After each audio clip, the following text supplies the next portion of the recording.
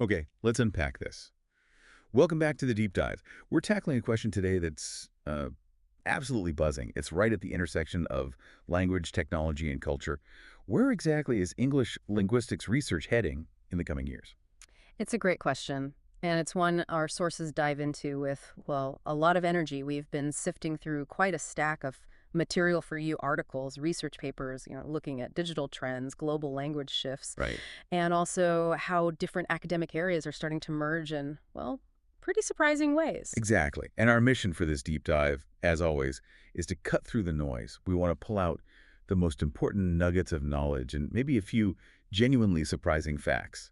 The goal, really, is to give you a shortcut to being well-informed on this incredibly dynamic field. Hmm. You're going to see how forces like, cutting-edge tech, the ever-changing global identity of English, and connecting linguistics with fields you might not expect, how they're fundamentally reshaping everything. Right. And maybe before we peer too far into the future, it probably helps to quickly acknowledge that English linguistics hasn't just appeared out of nowhere, right? It has a history. Definitely. We've moved from, strict traditional grammar rules to exploring deeper structures with things like structuralism and generative grammar, Yeah. basically asking how our brains build Yeah, the sentences. Chomsky era and all that. Exactly. And of course, applied linguistics, particularly for ESLFL English as a second or foreign language, that's been a massive area of growth for decades. That history gives us context, Hmm. absolutely.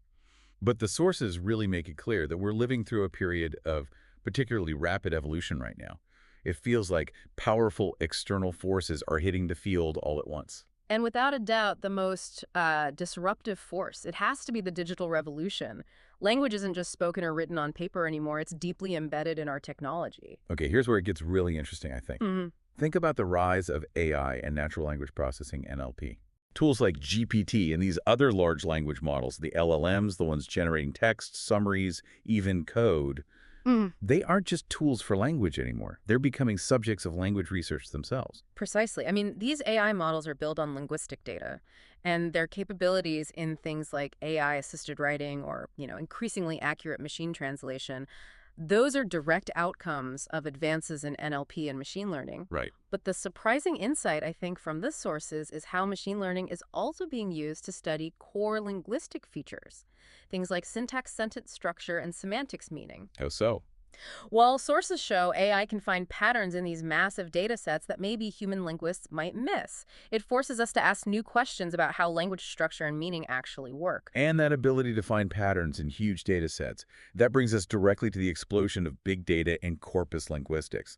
Forget needing like a CD-ROM of text like the old British National Corpus from the 90s. Oh, yeah, long gone. Now, researchers are working with just mind bogglingly large amounts of language data. The scale is incredible. Yes, the sources highlight examples like COSIE, the Corpus of Contemporary American English, or GlobeE, the Global Web-Based English Corpus, or NW News on the Web. These aren't just collections of text, they are structured data sets. They're built and analyzed using specialized software. Right. Researchers use them to track how words are used, how meanings shift, how grammar changes, and they can do it almost in real time How? By looking at. by analyzing billions of words from websites, social media, news articles. This whole area, sometimes called internet linguistics, it's revealing linguistic change much faster than we ever could before. Wow. So think about that. We can actually see language evolving on, say, Twitter or Reddit, almost as it happens. Pretty much. And the practical spin-offs are already appearing. One source notes how techniques refined in corpus linguistics are now feeding back into AI tools. Like how? For example, AI using corpus methods to analyze patterns in student writing across thousands of essays, spotting common errors or trends that can then inform teaching strategies. It's becoming a kind of feedback loop between research and application. It really is. And the influence of digital communication goes way beyond just big data, doesn't it? The Yeah. digital spaces themselves are breeding new linguistic forms. Totally. Memes aren't just pictures anymore. They're this multimodal language combining text and image in specific ways. And emojis. They add a whole layer of pragmatic meaning, tone. Absolutely. And we're seeing entirely new genres emerge online. Think about specific ways people write reviews or blog posts, or even just comment threads. And language is adapting in even newer virtual environments too, like gaming worlds, VR, whatever the metaverse eventually becomes. People are interacting and creating shared linguistic norms within these digital ecosystems all the time. Which, of course, has huge implications for teaching English. It's not just about analyzing novels or formal essays anymore. Teaching digital literacy now has to mean helping learners understand and use the unique language of these online spaces. Yeah, that's a big shift for educators. Okay, so shifting gears a bit from the purely digital, another monumental force reshaping the field is the simple reality that English is now, undeniably, a world language. Yes, absolutely. This brings us to the fascinating area of world Englishes and the sociolinguistic shifts that come with it. Right. Our sources really emphasize the growing recognition and I think respect for regional varieties of English. They mention examples like Thai English, Nigerian English, Singapore English, not seeing them as deviations, but as valid rule-governed systems in their own right. So moving away from that idea that there's only one correct English. Exactly. This recognition challenges the long-held dominance of native speaker norms, usually meaning British or North American English. The focus is shifting dramatically towards what truly matters in global communication, intelligibility and communicative competence. Basically, can people understand each other effectively regardless of their accent or specific variety? That makes sense. The sources revisit models like Catru's three circles, the inner circle of native speakers, the outer circle from post-colonial spread, and the expanding circle of ELF users. And they show how the lines are blurring. New varieties are constantly emerging, particularly across Africa and Asia, leading to countless hybrid forms of English. It's like the language is diversifying and adapting to local cultures and needs all over the globe, all at the same time. Precisely. And this leads naturally into the concept of English as a lingua franca, or ELF. Ah, yes, ELF. English used as a bridge language between non-native speakers, right? Exactly. And there's this ongoing debate about whether ELF needs its own distinct norms versus trying to adhere to traditional native standards. But the linguistic reality on the ground, what people actually do, it often involves fascinating hybrid practices. Absolutely. This is where concepts like code switching come in smoothly, moving between English and another language within the same conversation. And translanguaging, too. Explain translanguaging quickly. Sure. Translanguaging is the idea that multilingual speakers don't just switch between separate languages. They draw on all their linguistic resources, their entire repertoire, seamlessly blending elements of different languages to make meaning. It's seen less as switching codes and more as using one integrated linguistic system.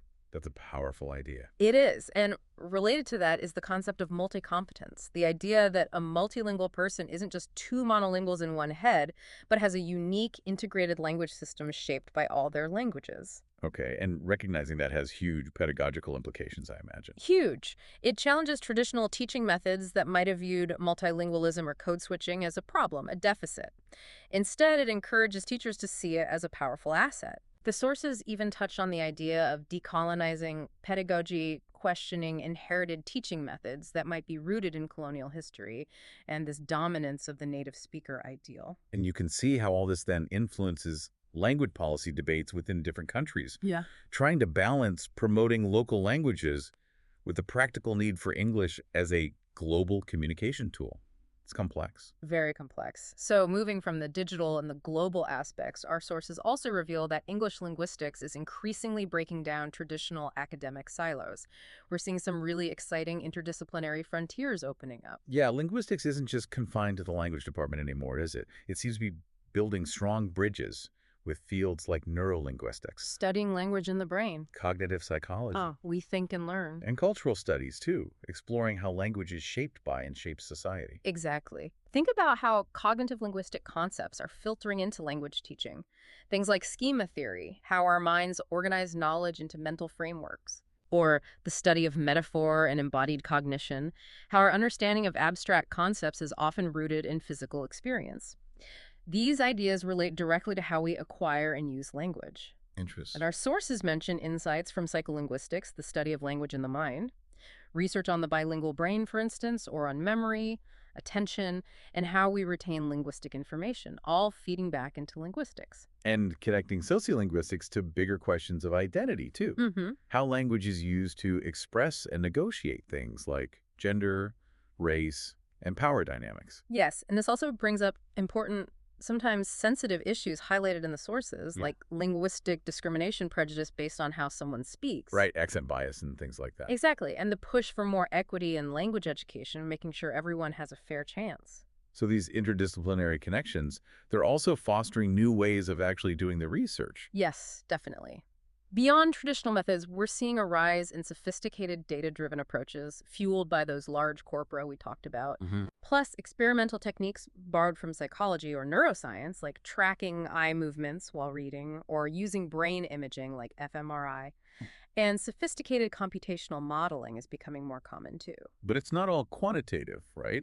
The sources also note the growing importance of qualitative methods. That's right. Things like ethnographic research, essentially, studying language use by observing people closely in their natural environments, getting rich, contextualized data. Like an anthropologist of language use. Kind of, yeah. And also, classroom-based action research is gaining attention. This is where teachers themselves become researchers, investigating questions that are directly relevant to their own teaching practice and their own students.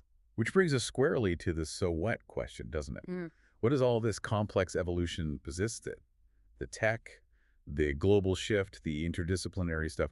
What does it actually mean for you, the listener, whether you're teaching English, learning it, or just fascinated by language? This is where it gets practical. For teachers and learners, one big thing is just unprecedented access to powerful tools. Right, like AI tutors, sophisticated corpus analysis tools that are now more user-friendly, language learning apps built on cutting-edge NLP. Exactly.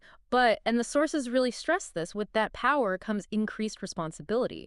You need to use these tools critically and ethically. Meaning understanding how they work, what data they were trained on, and what their potential biases might be, not just blindly trusting the output. That's a crucial point. It also signals a shift, maybe, from being just a passive consumer of linguistic knowledge to potentially being a contributor. I think so. The idea of the teacher-researcher is gaining traction.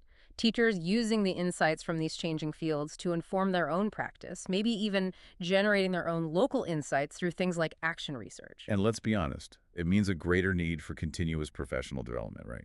Keeping up requires understanding these new technologies, the global perspectives, the interdisciplinary links. It's a lot. It is. A practical takeaway suggested by some sources is actively analyzing materials, textbooks, media, even AI output for language bias and implicit ideologies, applying critical linguistics right there in your classroom or your own learning. Yeah, making it concrete. And crucially, it means embracing the reality of multilingualism, encouraging learners to see their bilingual identity and abilities like code switching not as a problem, but as a valuable linguistic resource. That directly reflects the insights from current research on translanguaging and multi-competence. So thinking specifically about how we teach and learn, these shifts are driving actual innovations in pedagogy and assessment methods too. Definitely. Sources discuss things like task-based learning integrated into digital platforms, using gamification to boost motivation. Which can be really effective. Immersive learning experiences using VR or AR, and the potential for highly personalized learning pathways delivered by AI tutors that adapt to individual student needs and progress. And what about assessment? Is that changing too? Still just standardized tests? It's moving beyond that, slowly. Dynamic assessment models, which focus more on learning potential rather than just a snapshot of current knowledge, are gaining ground. Interesting. And AI-powered evaluation tools are emerging for things like grading essays or assessing speaking fluency. Though the sources rightly caution here. Ethics. Big time. Yeah. The ethical implications of automated grading, ensuring fairness, preventing algorithmic bias, maintaining human oversight. These are absolutely critical considerations that researchers and developers are grappling with right now. So ultimately, preparing for this future, it requires training educators not just in language itself, but in these digital tools, these interdisciplinary methods. Continuous learning is key. It's really about building teaching practices that are informed by the latest research and actively working to bridge that persistent gap between academic findings and the day-to-day realities of classrooms around the world. Okay, so to briefly recap then, this deep dive has shown us a field English linguistics, in pretty rapid transformation. It's being propelled by these powerful digital advancements, by the complex, honestly beautiful diversity of English around the globe now. And by the rich insights coming from connecting linguistics with other disciplines, like cognitive science and sociology. These sources aren't just tweaking the edges. They really are fundamentally reshaping how we understand, how we teach, and how we learn English today and, well, into the future. It's a dynamic time for the field. Absolutely. So consider this as you wrap up listening to this deep dive. How will these rapid changes in linguistic research, driven by AI, by global varieties, by new understandings of the mind and society, how will they fundamentally reshape not just how we study language, but what it even means to be considered proficient or fluent or truly a speaker of English in the decades to come? It's a question that really challenges some of our most basic assumptions about language, something to think about.